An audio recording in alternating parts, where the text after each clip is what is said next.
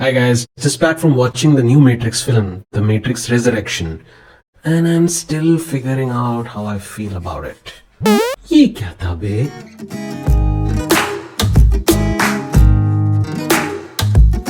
The first Matrix came out in 1999. What a year for movies that was. Fight Club, The Blair Witch Project, Magnolia, The Sixth Sense, Notting Hill. Yes, all those films came in the same year.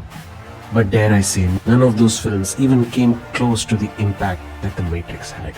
The action, the style, the philosophy, my god. I'm sure many of us remember the feeling of watching that movie for the first time.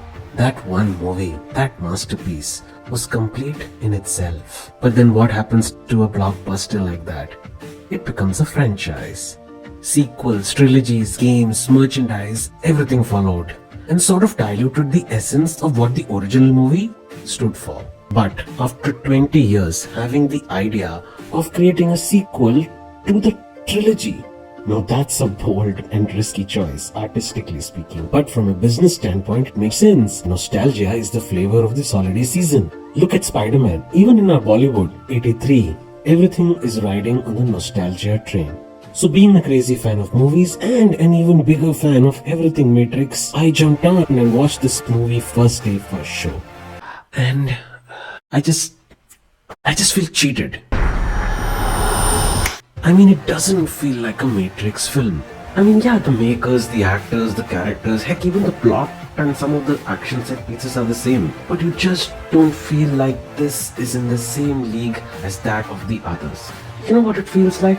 It feels like a parody. It feels like somebody made a parody of the Matrix.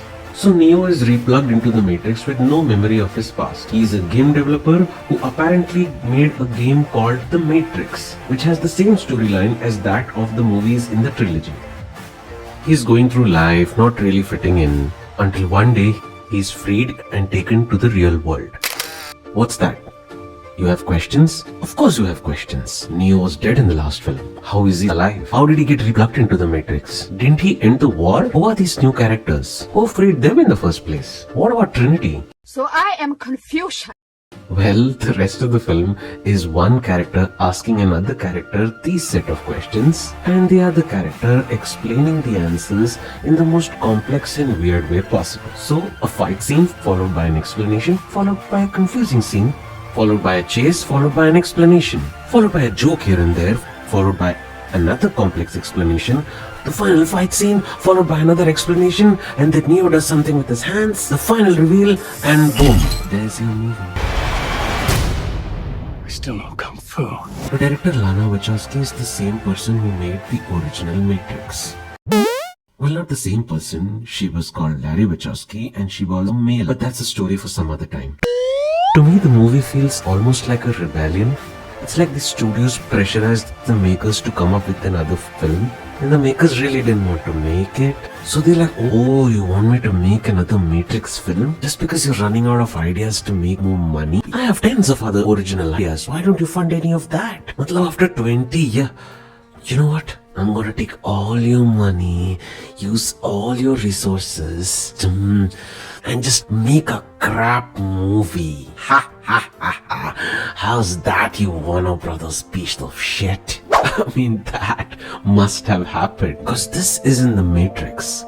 It's something else. Now I've read some rave reviews of the film which talk about the fact that how bold it is for Matrix not to fall for the nostalgia trap that many sequels are falling for right now, and to make an unconventional original sequel to the trilogy, how it has adapted and how ahead of time it is, blah blah blah.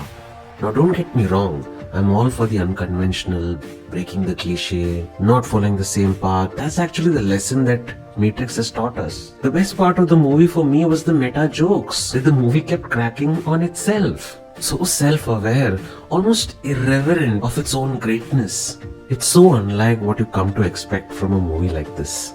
I love that. I mean, there's a part in the middle of a serious fight where a character asks Neo, "Can you still fly?" And he tries. Low angle camera zooms in, the space contours. But he can't. He just goes, sorry, that's not happening. That's some ultimate meta humor right there. Kudos to Wachowski for having the guts to laugh at themselves. But quite literally in this case, jokes aside, you still have to deliver a good film. You have to deliver a solid, engaging story, a lead whose journey we are invested in, a mission, good villain, all of which the movie fails, and fails miserably. The action set pieces aren't great either. It's messy and very generic, which is a stark departure from the Matrix style of action. This was one of the most disappointing aspects for me. Again, this could be a conscious choice of staying away from the original as much as possible. But then, the question is, why this choice? Why do you want to make a good thing and make it a generic thing? Now, philosophy-wise, the movie does address how the world has changed from the previous movies. It does that well actually. What Matrix means now is different from what Matrix meant then. And they get that right, which is good because it does not undermine the importance of the trilogy. Here the problems are different. You have to give credit where it's due. And how they address this change, that didn't work for me. Maybe I just didn't get it. Maybe some years later, multiple rewatching, I might have a different view. But some things I'm very sure of. Keanu Reeves, he looks jaded and uninterested. And Morpheus, man. Oh, and how I missed Hugo Weaving, the original Mr. Smith. Trinity looked like she could kick some ass, but she isn't used that much. Which brings me to Jessica Henwick as Bugs, who is a new character. She is good and about the only person in the cast who seemed to really believe in the material. She gives it 100%. Oh yeah, and there's Priyanka Chopra as well.